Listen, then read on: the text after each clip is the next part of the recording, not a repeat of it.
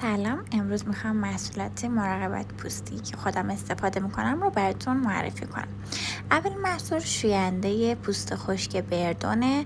این شوینده ترکیب غیر صابونی داره، ضد التهاب، تقویت کننده سطح دفاعی پوسته و حاوی ترکیبات آبرسانیه که پوست رو عمیقاً تمیز میکنه.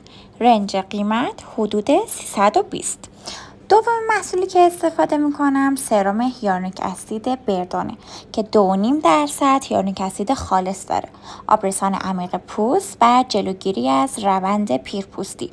تحریک کلاژن سازی میکنه، حاوی رتینول و B5. قیمت حدود 660 تومن. سرم هیالورونیک اسید رو روی پوست مرطوب بزن. رنج قیمت حدود 660. سومین محصولی که استفاده میکنم کرم ترمیم کننده بردونه که مناسب جای جوش، زخم، بریدگی، آفتاب سوختگی و بخیه است. حاوی ترکیبات میموزا، آلانتین، روغن آرگان و سرامیده که روشن کنندگی هم داره. رنج قیمتی حدود 430.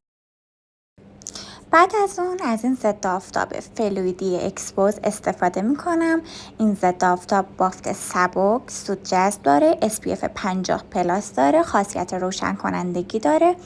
2 انگشت کامل از این ضد آفتاب رو روی کل پوستم میزنم.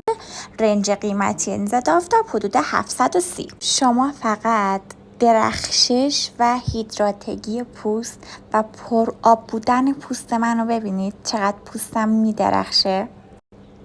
اگر بیرون از منزل کار دارین و یک ضد آفتاب با محافظت بالا و پوششی همانند کرم پودر میخواین، این ضد آفتاب دمودکسیلین رنگی انتخاب خیلی مناسبیه.